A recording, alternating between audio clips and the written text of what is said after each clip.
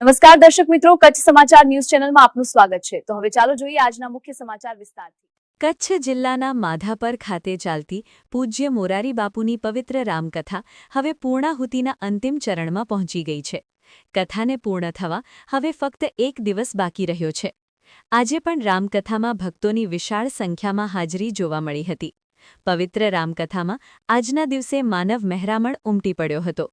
સમગ્ર કથાસ્થળ ભક્તિમય વાતાવરણથી ગૂંજી ઉઠ્યું હતું। આજની પાવન રામકથામાં ખૂબ જ મોટી સંખ્યામાં ઉપસ્થિત તમામ ભક્તજનોએ કથા શ્રવણ અને મહાપ્રસાદનો લાભ લીધો હતો। આવતીકાલે તારીખ 29 માર્ચ 2026 રવિવારે આ રામકથાની ભવ્ય પૂર્ણાહુતિ યોજાનાર છે, જેને લઈ ભક્તોમાં વિશેષ ઉત્સાહ જોવા મળી રહ્યો છે।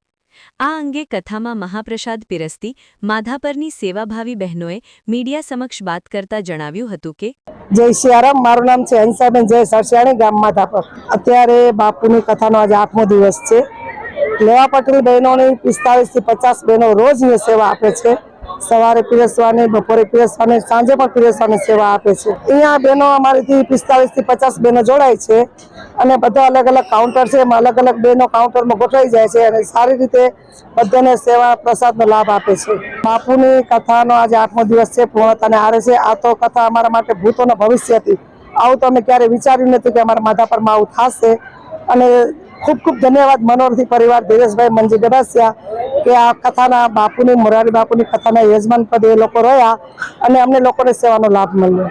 આ કથા દરમિયાન કુદરતે જે પરીક્ષા લીધી ત્યારે સાંજે બહુ વાવાઝોડું આવીને કરા સાથે વરસાદ પડ્યો ત્યારે અમને એક ફોન કરવામાં આવ્યો કે બેન અહીંયા પાણી ભરાઈ ગયું છે। તો માધાપરની બહેનો અને ભાઈઓ અમારા લેવા પટેલના તરત કામમાં બધા જોડાઈ ગયા। મંડપ ઉઠાઈ ગયો એ પણ સરખી રીતે થઈ ગયો, પાણી બધું ભરાઈ ગયું એ પણ બહેનો ભેગી થઈને ઉલેચી રહ્યું હતું। જેવી રીતે 1971માં યુદ્ધમાં બહેનોએ કામ કર્યું હતું, રનને એકદમ રિપેર કરી દીધું હતું, એવી રીતના અહીંયા કથા મંડપમાં પણ બહેનોએ ખૂબ સારી રીતે સેવા આપીને તરત બધું કામ ધારે પડી ગયું। એના પછીના દિવસો પણ ખૂબ સારી રીતે સારા રહ્યા છે અને વ્યવસ્થા પણ એકદમ સારી છે, ક્યાંય પણ અવ્યવસ્થાનો ભાગ નથી થયો। રોજની વીઆઈપીમાં પણ 20 થી 22 હજાર પબ્લિક જમે છે।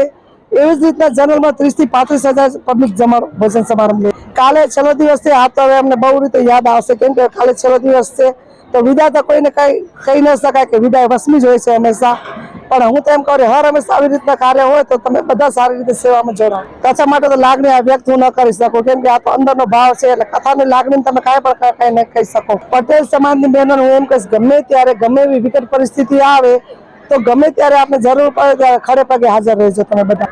એ દેશ સેવા માટે પણ અમારી બહેનો હંમેશા તૈયાર હોય છે, ધર્મ સેવામાં અમારી બહેનો જોડાયેલી જ રહે છે। ગમે ત્યારે તમે ગમે ત્યારે અમને બોલાવો, અમારી બહેનો ક્યારે પણ ના ન કહી શકે, ખાલી એક એલાન કરો એટલે બહેનો હાજર થઈ જશે। નમસ્કાર દર્શક મિત્રો, આ હતા આજના મુખ્ય સમાચાર। તાજા સમાચાર સાથે ફરી મળશું। જોતા રહો કચ્છ સમાચાર।